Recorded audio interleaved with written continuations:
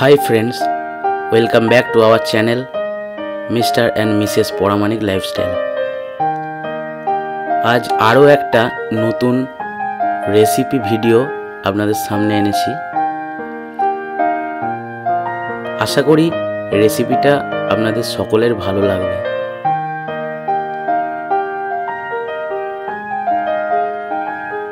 ভিডিওটা যদি ভালো লাগে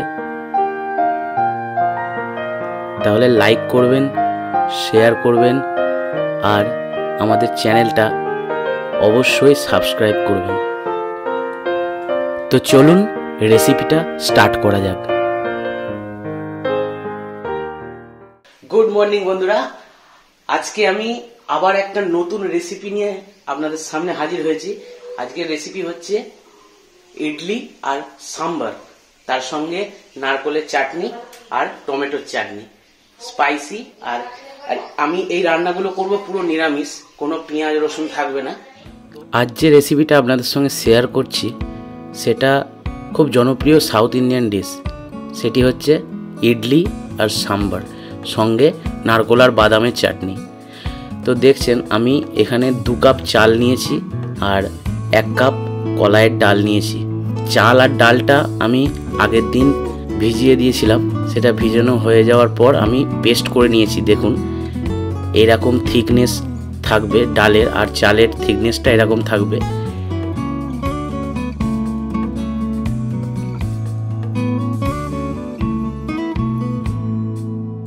এবার আমি একসঙ্গে মিশিয়ে দিলাম। এবার এই ব্যাটারটা 24 ঘন্টার জন্য আমি ফরমেন্টে রাখবো। এটা আমার আগের দিনে তৈরি করেছি ব্যাটারটা। তো এটা ভালোভাবে মিশিয়ে আমি ব্যাটারটাকে ফরমেন্টের জন্য রেখে দিয়েছিলাম।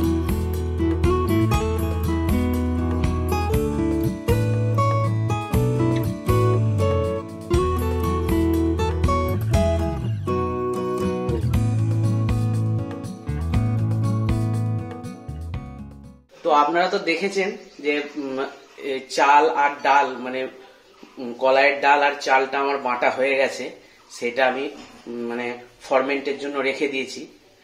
তো আমি এখন সাম্বার মশলাটা তৈরি করব। আর কি কি লাগছে আপনারা একটু দেখে নিন।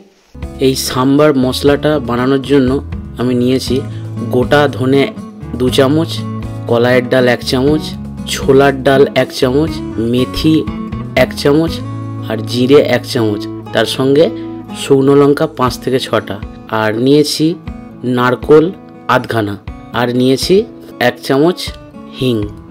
এই মশলাটা আমি ভালোভাবে ফ্রাই করে নেব 2 চামচ সাদা তেল দিয়ে।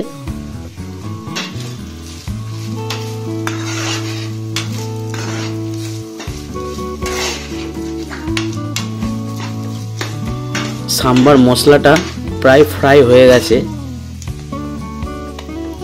একটু হিং দিলাম, 1 চামচ হিং।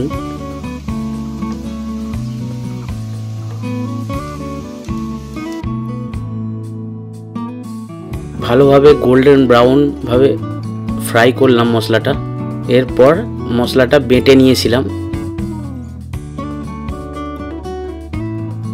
এই যে বাটাটা আমি দেখানো হয়নি আমার, হালকা জল দিয়ে মশলাটাকে আমি বেটে নিয়েছি। তো চলুন এবার সাম্বারের কি কি সবজি লাগছে সেটা দেখা যাক। তো সাম্বারের জন্য আমি সবজি নিয়েছি যেগুলো বাড়িতে সহজেই পাওয়া যায়, যেমন লাউ, ডাঁটা, সিম, ফ্রেঞ্চ বিনস, গাজর, আলু ইত্যাদি। আপনারা ফুলকপিও দিতে পারেন। এই সব সবজিগুলো ডুমা ডুমা করে কেটে স্বাদমতো নুন আর হলুদ দিয়ে এটাকে আমি সেদ্ধ করতে দিয়েছি।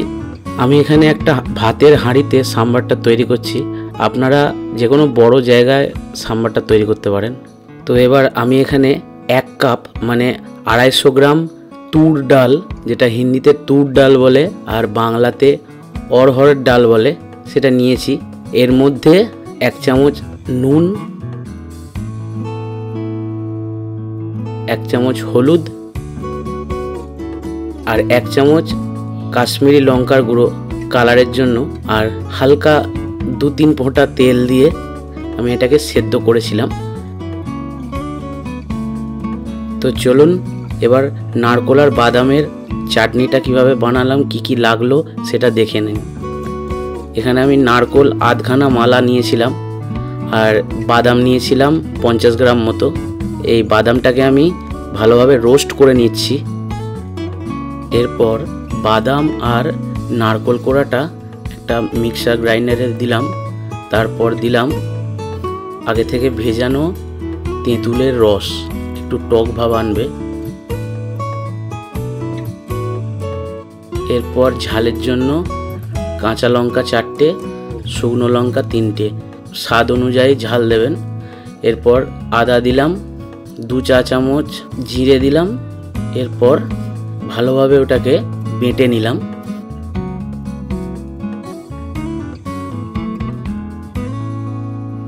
আর তারপরে স্বাদ অনুযায়ী নুন দিলাম।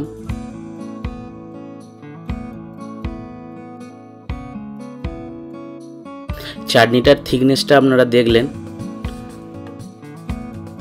চাটনিটা বাটা হয়ে যাওয়ার পর এবার চাটনিটাকে তড়কা দিতে হবে বা ফোড়ন দিতে হবে। এখানে আমি 4-5টা শুকনো লঙ্কা, কিছুটা কারি পাতা, ছোলার ডাল, সরিষা, 1 চামচ সর্ষে আর তার মধ্যে 2 চামচ তেল দিয়ে এটাকে ভালোভাবে ফ্রাই করলাম। ফ্রাই করে আমি চাটনির মধ্যে দিয়ে দিলাম।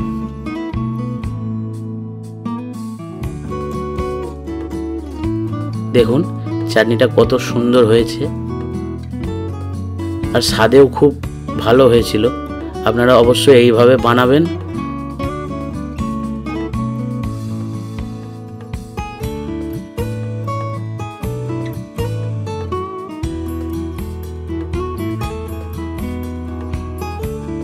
তো এবার আমি চাটনিটা ফ্রিজে রাখবো, ঠান্ডা থাকবে।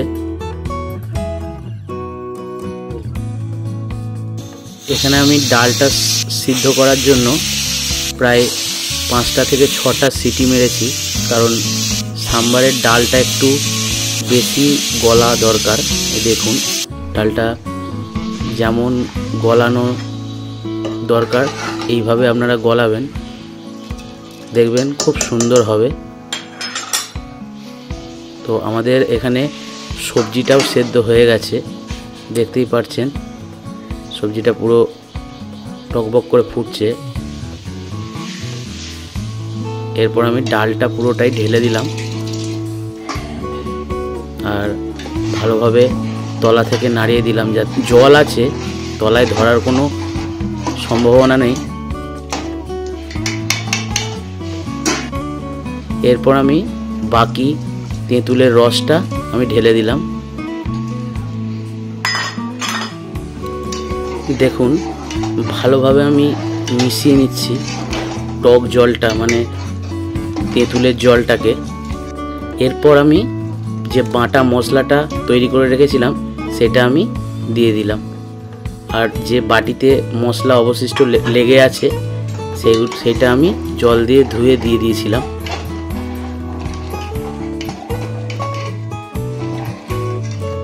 সাম্বার আমাদের অলমোস্ট রেডি, শুধু লাস্ট এবং ফাইনাল স্টেপটা আমাদের করতে হবে, সেটা হচ্ছে সাম্বারটাকে তড়কা দেওয়া বা ফোড়ন দেওয়া। তো দেখছেন সাম্বারটা ফুটছে।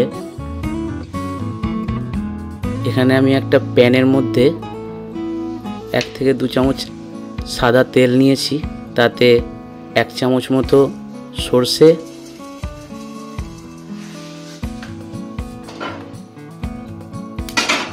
4-5টা কাঁচা লঙ্কা আর 1 চামচ ছোলার ডাল আর কারি পাতা দিয়ে সাম্বারে দিলাম।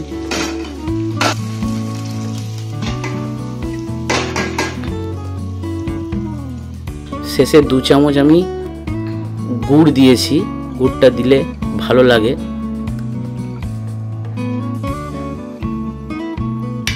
তো আমাদের সাম্বার রেডি, পেঁয়াজ রসুন ছাড়া, পুরোটাই নিরামিষ।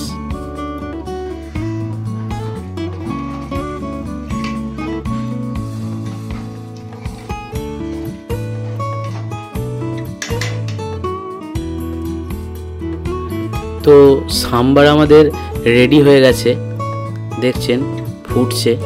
তো চলুন এবার খুব সহজ পদ্ধতিতে খুব নরম আর সুস্বাদু ইডলি বানানোর পদ্ধতিটা দেখে নিই। দেখুন আমি যে ব্যাটারটা আপনাদের দেখিয়েছিলাম সেটা কিরম ফরমেন্ট হয়ে গেছে। এতে আমি স্বাদ অনুসারে নুন দিলাম, এখানে আমি 2 চামচ নুন দিয়েছি। সেটা ভালোভাবে ব্যাটারটার সঙ্গে মিক্স করলাম, ভালোভাবে মিক্স করলাম।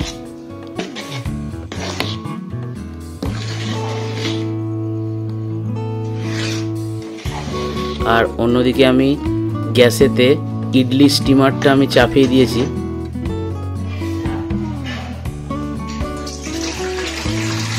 পরিমাণ মতো জল দিলাম।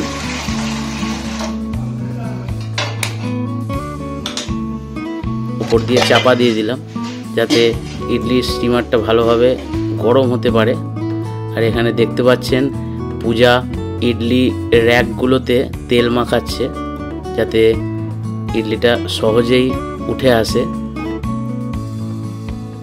ও বলছিল যে আমি একটু ইডলি বানাই, তাই বললাম তুমি বানাও। এখানে ভিডিওটা আমি করছি।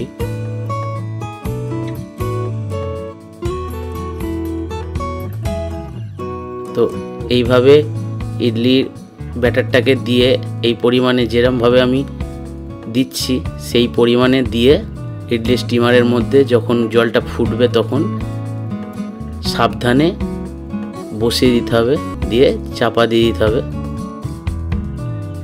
এরপর দেখুন ইডলিগুলো কত সুন্দর ফুলেছে।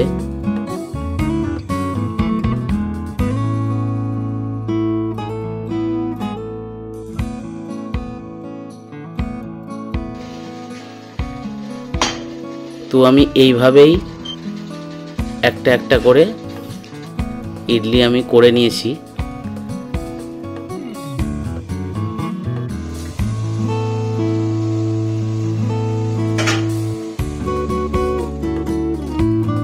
তো আমাদের ইডলি তৈরি হয়ে গেল।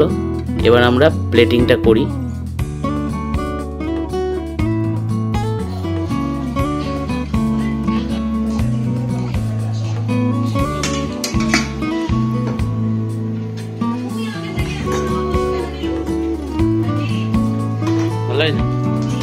কেমন হয়ে যাবে?